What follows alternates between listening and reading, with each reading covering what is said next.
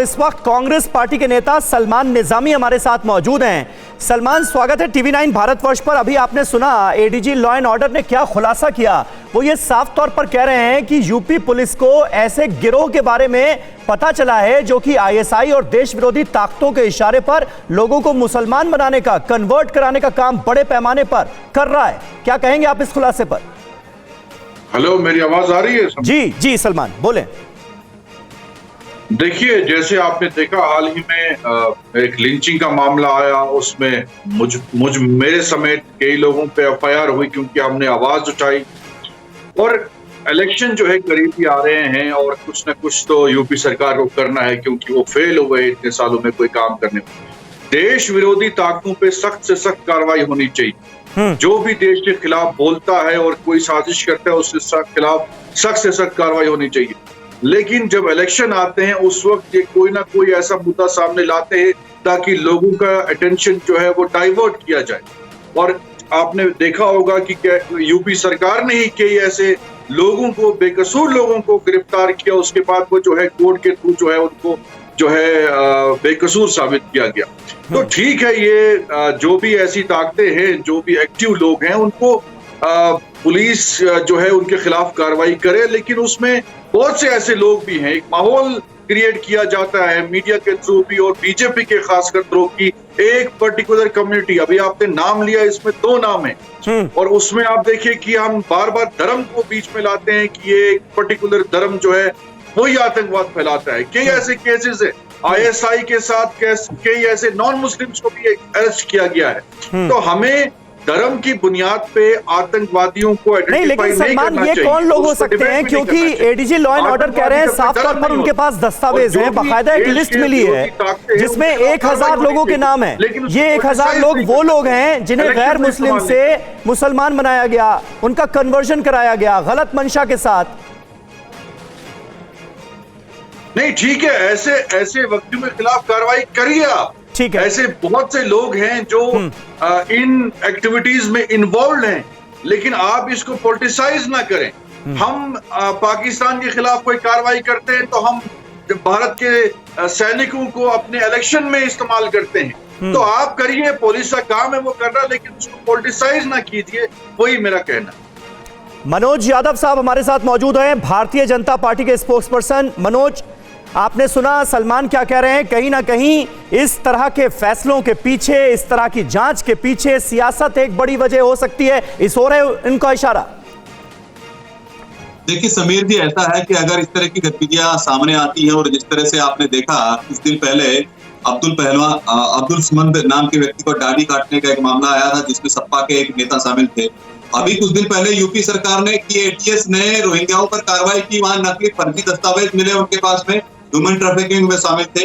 और अभी जिस तरह से आईएसआई का भी इसमें हाथ बताया जा रहा है, जिस तरह से एडीजी प्रशांत किशोर जी ने बताया कि इसमें आईएसआई भी शामिल है और धर्मांतरण हो रहा है, लेकिन इन पर अगर कार्रवाई हो, तीनों मामलों में एक समानता जरूर निश्चित रूप से दिखाई देगी। ये तीनों मामले कहीं ना कहीं एक विशेष वर्ग से जुड़े हुए हैं और ये अभी हाहाकार मचा रहे हैं। जब इन पर कार्रवाई की जा रही है तो बोलेंगे हाँ, लोकतंत्र खतरे में आ गया। कार्रवाई नहीं करेंगे तो आप क्या कर रहे थे, आपकी सरकार क्या करने की सो रही थी क्या?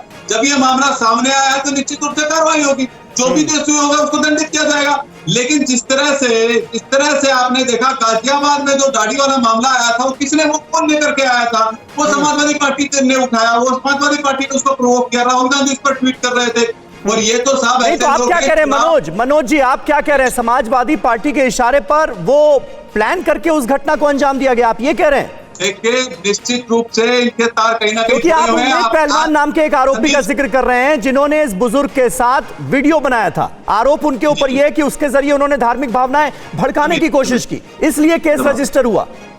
समीर जी, ऐसा है, आप देखिएगा अभी तो अखिलेश यादव जी ने इस किस्म का अवतार लिया है, जबकि पता है कि ये वो भक्तों की गोदी में जाकर के बैठे हैं। कृष्ण तो गोरक्षक थे और मैं देखिएगा ये अभी 365 अवतार लेने वाले हैं और इसी तरह का ड्रामा करने वाले जो हमेशा रोम रोम करते थे वो अब राम राम करने लगे। राम मंदिर के ऊपर जिस तरह का राम लापने लगी उत्तर प्रदेश में कांग्रेस पार्टी, तो जो रोम रोम करते थे वो राम राम कर रहे हैं। आप देखते जाइए, तो ट्रेलर है, अभी चुनाव आने जीते, जैसे जैसे चुनाव बढ़ेंगे तो ये केवल और केवल तुष्टिगढ़ की राजनीति करने वाले लोग जो मुस्लिम यादव की तुष्टीकरण की राजनीति पर ये पार्टी चलती है, माई फैक्टर पर जो कांग्रेस पार्टी तो हमेशा तुष्टीकरण करती आई है। अभी कुछ दिन पहले मैं एक डिबेट में था तो रोहिंग्या मुसलमानों पर जो एटीएस ने कार्रवाई की उसका वो लोग समर्थन कर रहे थे। मतलब रोहिंग्या से प्यार है। मनोज जी, ये सारे अहम मुद्दे बनने वाले हैं ना फिर चुनाव से पहले, जब आप इन मुद्दों का जोर शोर से जिक्र कर रहे हैं, यानी ये सारे अहम मुद्दे रहेंगे चुनावों में।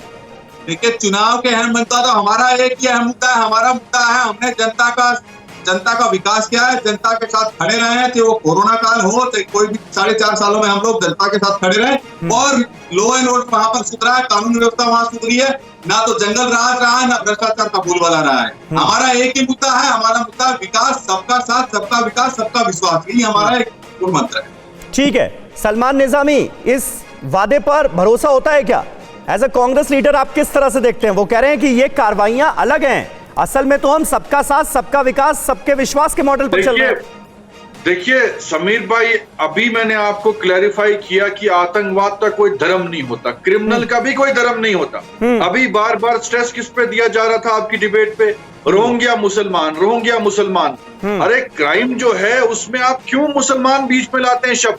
आप बोलिए ना ये क्रिमिनल है, इसके खिलाफ कार्रवाई होगी, या आतंकवादी है उसके खिलाफ कार्रवाई होगी। आपकी प्रज्ञा ठाकुर है, वो भाजपा की समर्थक है या नेता है, एमपी है, उसको आपने पार्लियामेंट में भेजा, उस पर भी तो टेरर एक्यूज का केस है, उसको आप मानेंगे नहीं कि वो आतंकवादी है। हम तभी बार बार कहते हैं कि जब आप धर्म को साइड पे रख के इन क्रिमिनल्स, इन आतंकवादियों पे एक्शन लेंगे, तब हम मानेंगे कि आपकी जो सोच है वो आतंकवाद को खत्म करने की है, जो आपके इंटेंशन है। लेकिन जब आप बार बार मुसलमान, अभी रोहिंग्या आया, रोहिंग्या मुसलमान, अरे कोई दूसरे धर्म का जो है वो आतंकवादी नहीं हो सकता, कोई दूसरे धर्म का कोई क्रिमिनल नहीं हो सकता। तो इनका माइंडसेट देखिए, ये साफ जाहिर होता है कि ये इलेक्शन के लिए मुसलमान बीच में लाना चाहते हैं ताकि डिबेट जो है वो हिंदू और मुसलमान पे हो, विकास पे नहीं हो। कितना इनने काम किया है अभी आपने देखिए, एनआईए ने जो है वो पुलवामा अटैक में जो एक्यूज था उसको अरेस्ट किया, उसके बाद चार्जशीट फाइल करने में वो फेल हो गए, उसको बेल मिल गई। तो ये क्या आपकी, क्या ये आपकी जो है एक्ट है? आप ये काम करते हैं? ठीक है, मनोज यादव जल्दी से जवाब दीजिए। मनोज यादव जल्दी से जवाब दीजिए, और जब एक आदमी बोले तो दूसरा ना बोले, क्योंकि दूसरे की आवाज जाती नहीं है, ऑन एयर नहीं जाती दूसरे की आवाज, इसलिए आपकी आवाज नहीं गई, आप बीच में बोल रहे थे, अब बोलिए।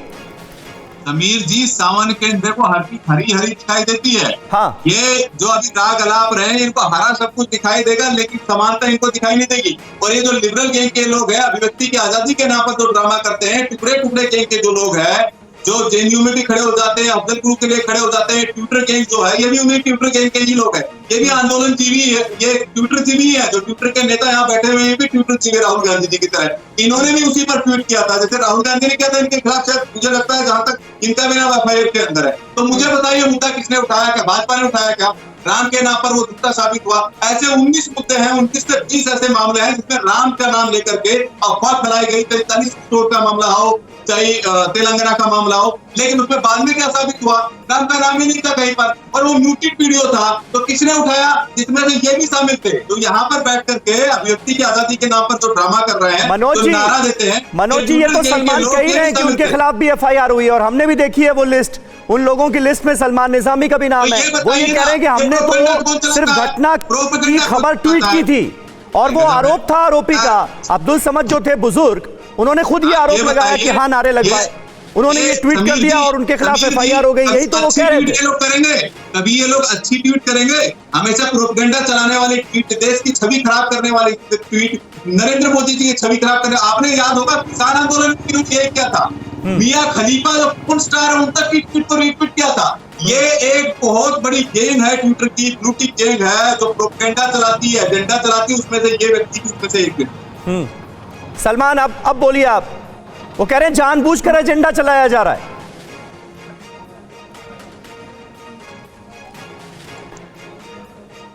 इनके पास जवाब ही नहीं। सलमान, आवाज मिल रही है आपको? जी जी। वो कह रहे हैं जानबूझकर एजेंडा चलाया जा रहा है, और जानबूझकर इस तरह के ट्वीट किए जाते हैं जिससे सरकार की छवि बिगड़े। देखिए, आप मुझे बताइए समीर भाई, धर्म को साइड पे रखिए। एक बुजुर्ग आदमी की दाढ़ी काटना क्या वो वायलेंस नहीं है? छोड़ दीजिए उसको। आप मुझे बताइए, दिन दहाड़े एक व्यक्ति को पीटा जा रहा है, क्या उसके जिस्म पे जो निशान लगे थे क्या वो झूठे हैं? अगर किसी ने कंडेम किया और सरकार पे सवाल किया, यूपी पुलिस पे सवाल किया कि आपके दिन दहाड़े जो है एक बुजुर्ग आदमी को कोई पीट रहा है, उसकी दाढ़ी काट रहा है, आप कहां थे? क्या ये आपका लॉ एंड ऑर्डर है? जब हमने सवाल उठाया, हम पे केस कर दिया और ट्विटर पे केस कर दिया। अरे आप तो हर रोज झूठ फैलाते हैं। हमने तो कंडेम किया, वो खबर जो है वो कई मीडिया चैनल ने दिखाई, वो कई न्यूज़पेपर्स ने दिखाई। हमारा क्या कसूर है उसमें? हमने तो कंडेम किया कि वायलेंस का हम विरोध करते हैं। हमने कभी भी उसको मजहब का रंग नहीं दिया। एक इंसान पहले हिंदुस्तानी है, फिर उसका धर्म आता है। आप मुझे बताइए, वो इंसान पहले इंसान नहीं है?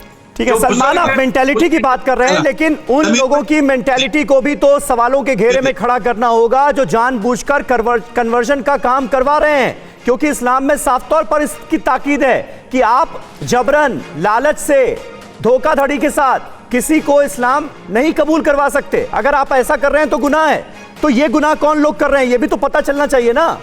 परवाह देश की, सोमवार से शुक्रवार रात 10 बजे TV9 भारतवर्ष पर।